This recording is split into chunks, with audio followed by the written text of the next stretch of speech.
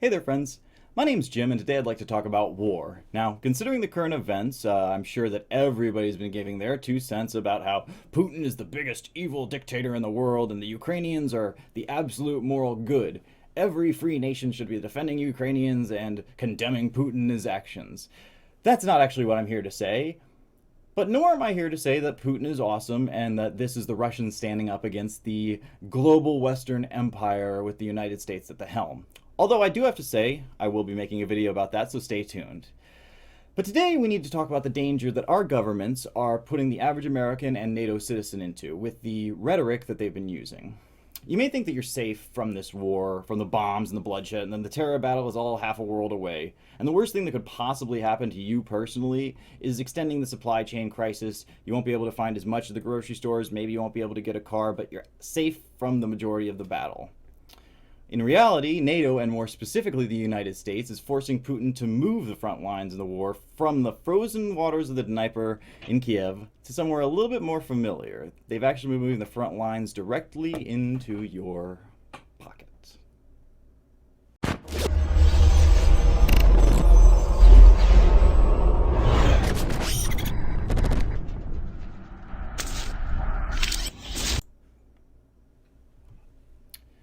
Before we get started, I'd like to say that you guys, word of mouth is the actual way that I make these videos work. I'm independent, 100% on my own. I don't get paid for this, apart from anybody who would like to support me. So if you could, just go into the copy of the link, send it to one of your friends, share this video, because YouTube's algorithm will not share it for me.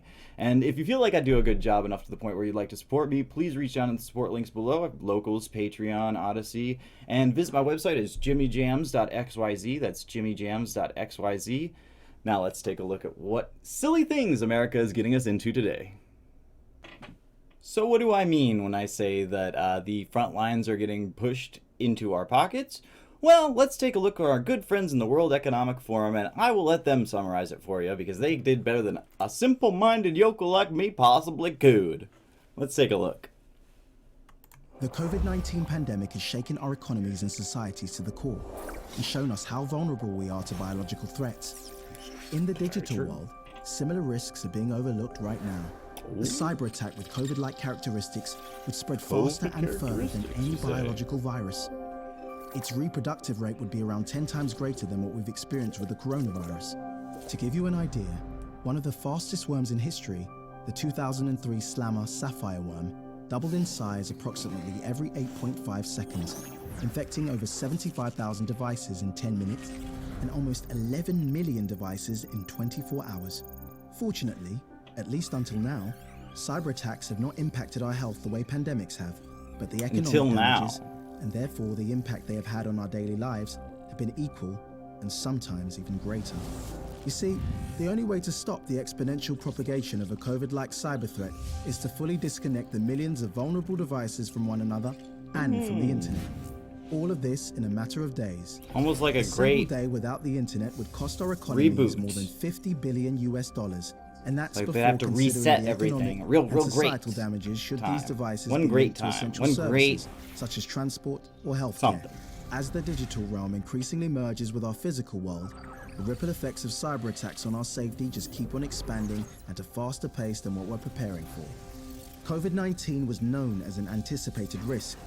So is the digital equivalent. Let's be better prepared for that one. The time is now.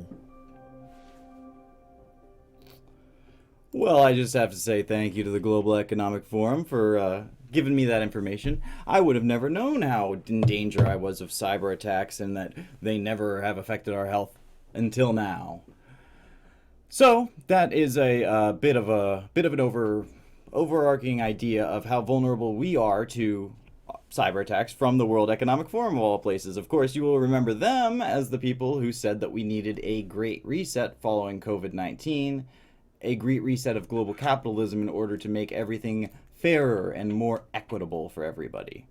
So when you see a video from them, a lot of interesting conspiracy thoughts start going through your head because this is basically the group that controls all of society. As a matter of fact, this is a bit of a off point, but I'd like to show you a video from Klaus Schwab, the head of the World Economic Forum, and how he had a little bit of information with Putin and Justin Trudeau of all people. So let's take a look at that real quick before we move forward. And I have to say, when I mention now names like Mrs. Merkel, even Vladimir Putin and so on, they all have been young global leaders of the World Economic Forum. But what we are very proud of now, the young generation, like Prime Minister Trudeau, President of Argentina and so on, that we penetrate the cabinets. So yesterday I was on a reception for Prime Minister Trudeau. And I know that half of this cabinet, or even more half of this cabinet, are actually young global leaders of the World Economic Forum. And that's true in Argentina too. Wow. Yeah. Sorry. That's true in Argentina as well. It's true in Argentina, and it's true in France now. I'm with the president, who is a young global leader. But what is important for me? So, just if you didn't catch all that, this gentleman here, his name is Klaus Schwab. He is the CEO, the head of the World Economic Forum. The group of people who get together because they believe in the idea of stakeholder capitalism, where the people who own shares as stocks in a capitalistic country should push to move the world in a more progressive direction, and that corporations actually have more responsibility and more authority than governments because they are now international and they control much more money flow than a lot of countries do. So the general idea of the World Economic Forum and the young leaders of the World Economic Forum, in one word, is globalism. And as he just stated, in people's cabinets like Trudeau, Merkel, Macron, and of course Vladimir Putin, members of the World Economic Forum. So they all have the same goals and ideals. It's just that there may be inter-party fights. If I could call it one thing, I would say that this is one branch of the beast attacking another branch of the beast. But regardless, it's all goes back to the same place.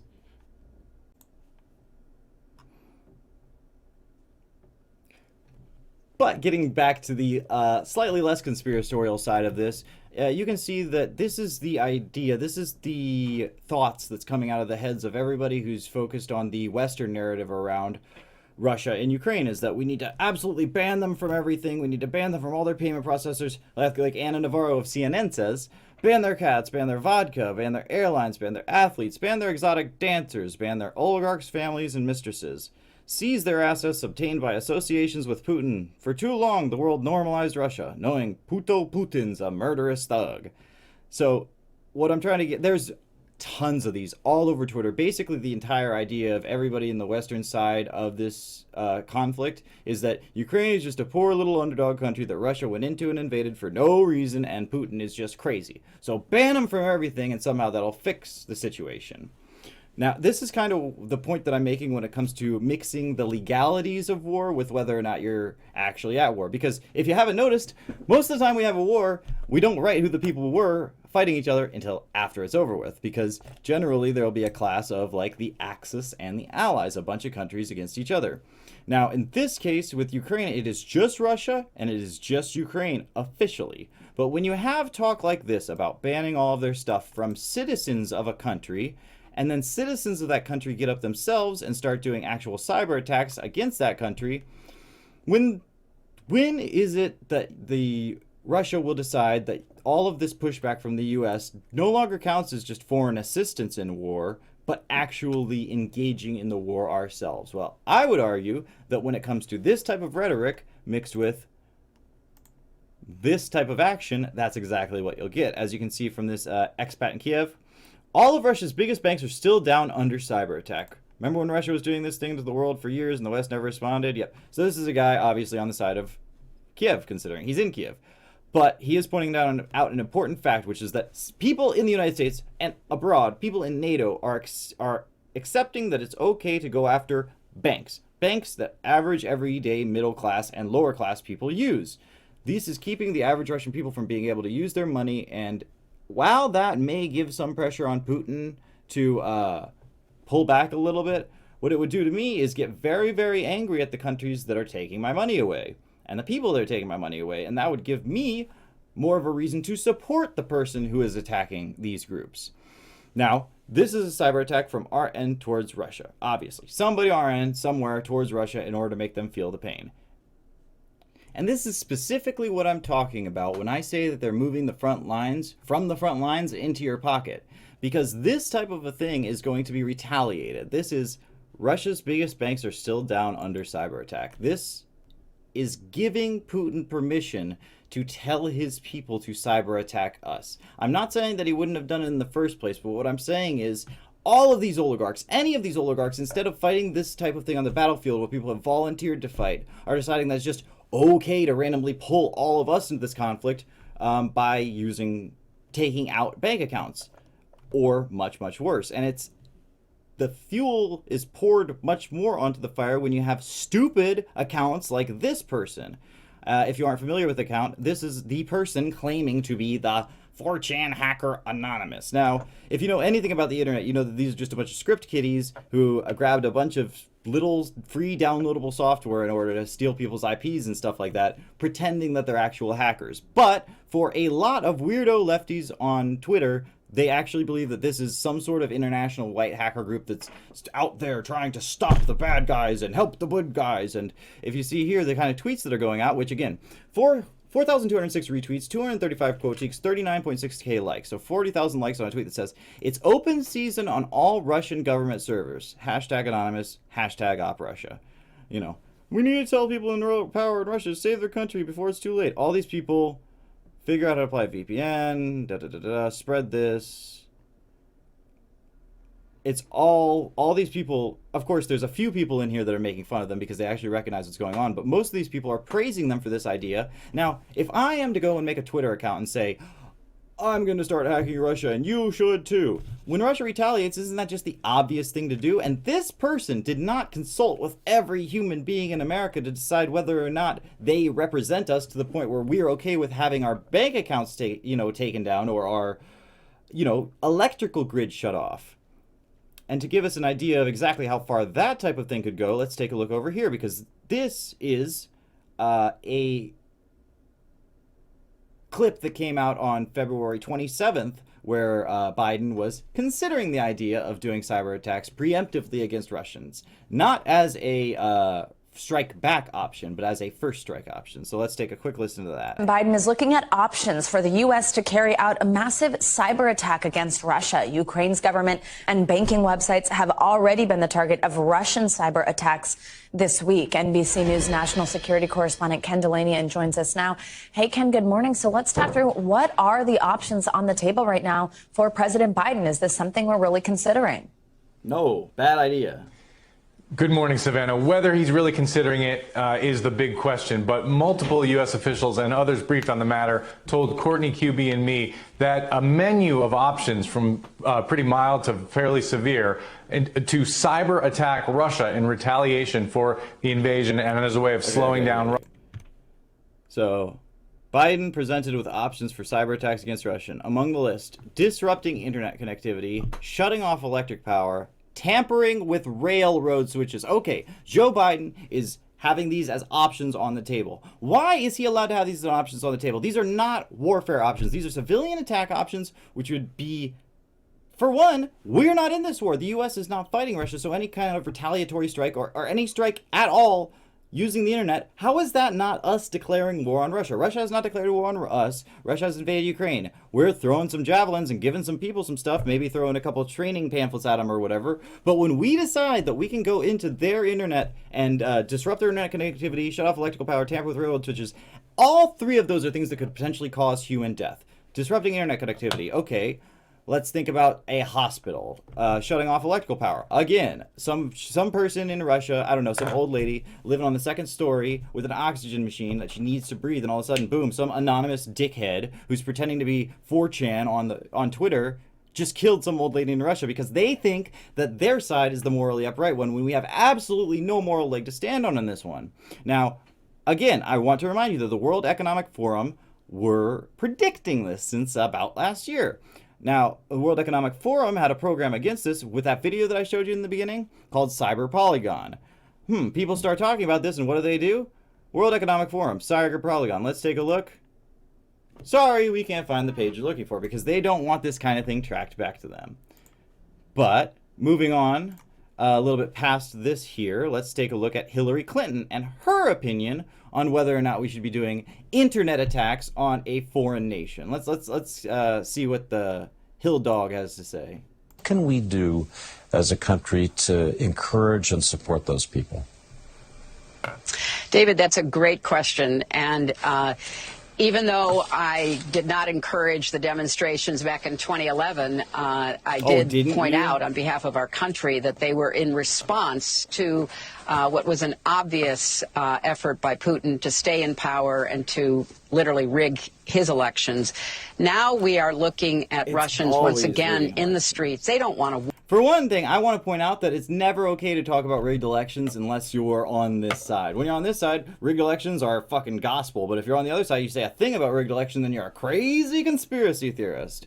Sorry, I'll let the demon monster keep going. War with Ukraine. There's a lot of family and other connections between Russians and Ukrainians.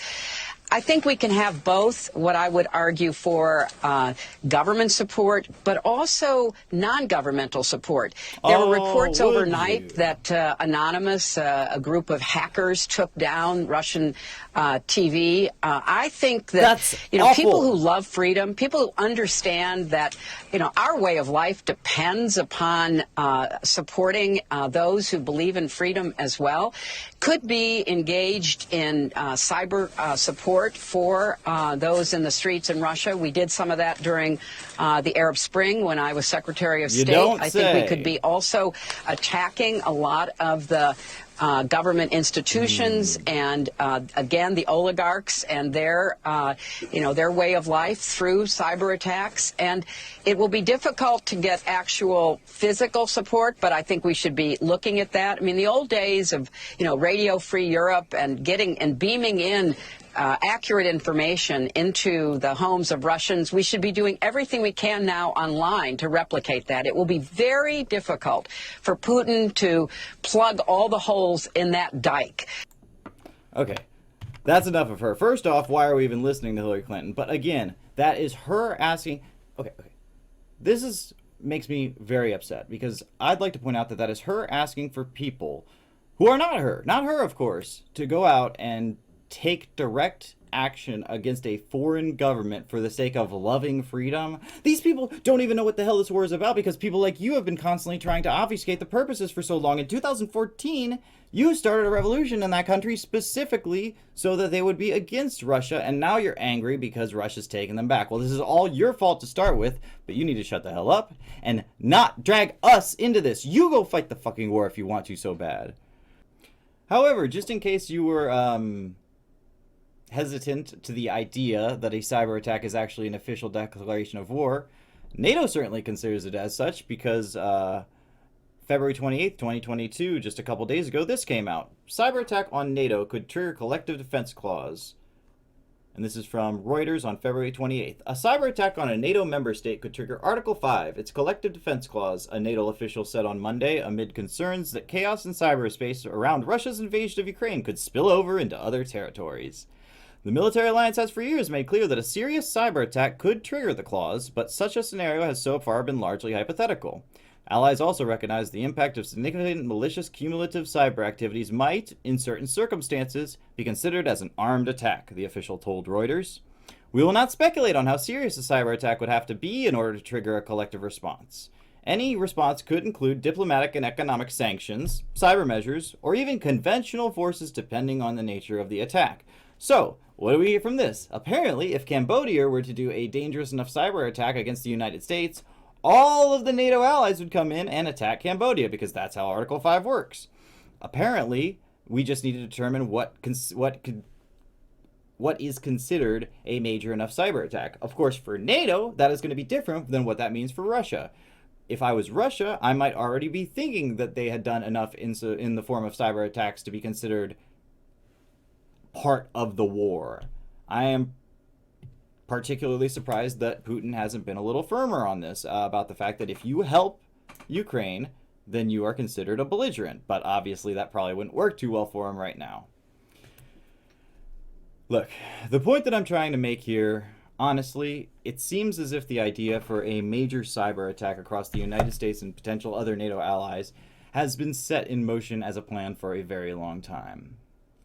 It looks like they may have planned out to do the whole COVID thing, and then once Omicron came out, once Omicron allowed us all to realize that this really isn't that big of a deal, it's actually not worse than the flu, all of a sudden, war is back on the menu, baby.